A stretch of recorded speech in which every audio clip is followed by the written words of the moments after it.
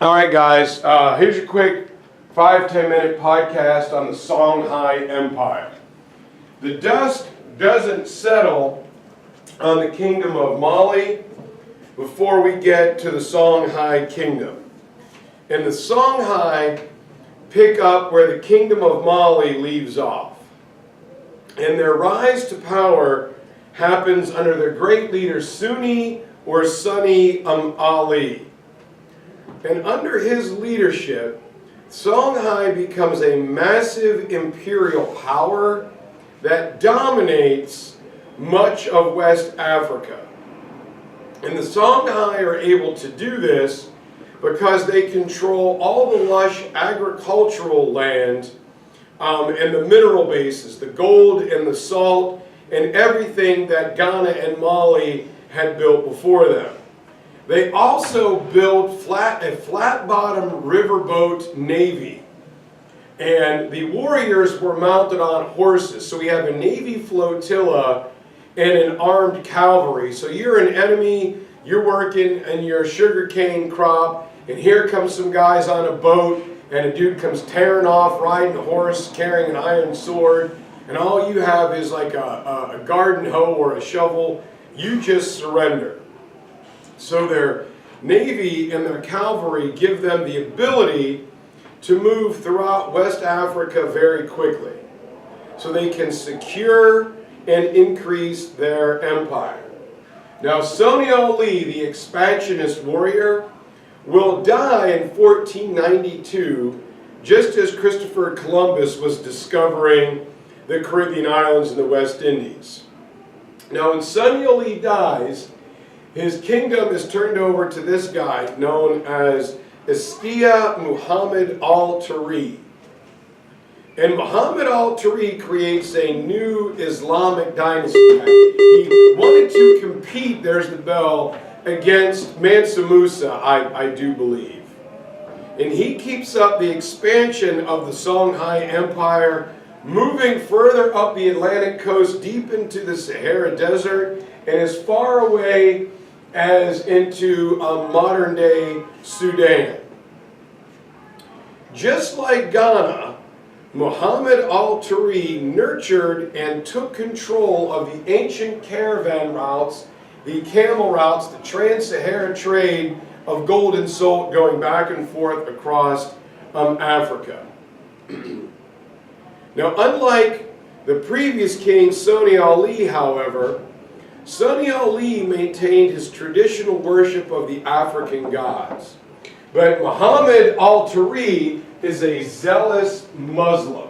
He is really into and passionate about the religion. And so he greatly adopts and expands the religion even further. Oh my gosh. Sorry about this YouTube video, guys. And so, well, he adopts Islam. Sorry about that, everyone. He builds his government to be a West African model of Islam. He will recruit and hire Islamic scholars to come to his empire to help him govern, to set up his empire underneath Sharia law. He uses Muslims as his governmental minister and advisors. And his bureaucracy of Timbuktu is turned into a magnet and a major Islamic trading center. Now, while this sounds good, it comes at a cost to the African continent, because when he brings in Muslims, he kicks out his native African people. They're kicked out of their homes and they were given to the Muslims. So they were displaced, which does not make his people very happy with their king. And Muhammad al-Turi was in competition. He wanted to be recognized like the great legendary Mansa Musa. But no matter what he does, he himself is never satisfied to the extent, to the depth and breadth of what he's able to do within Islam. And so the great Songhai Empire is going to collapse in 1591 after a very powerful but short reign.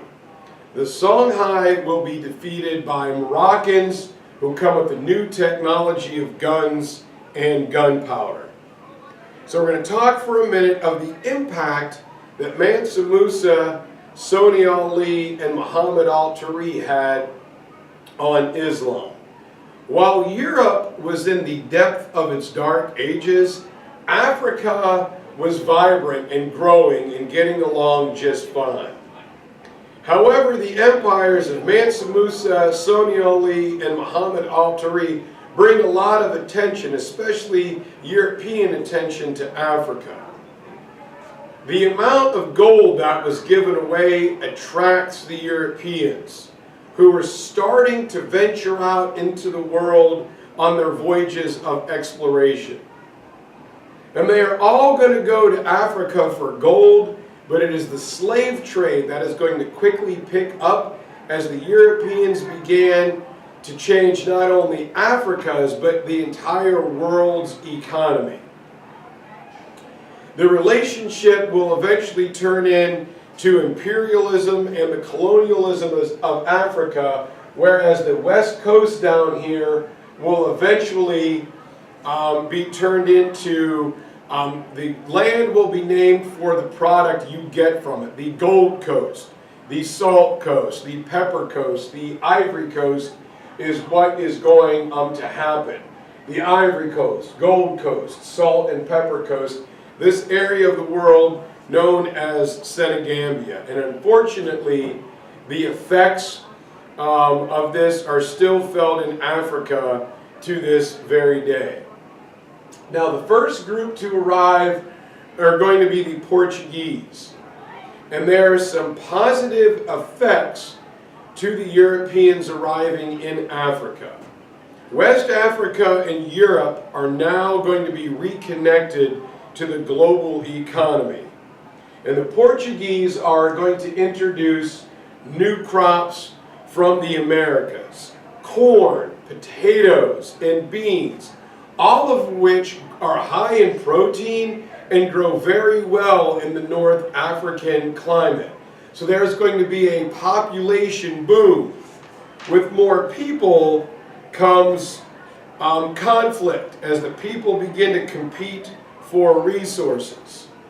And so the negative effect of this, of the Portuguese arrival in West Africa, was everything being divided up into these spheres of influence for their main export.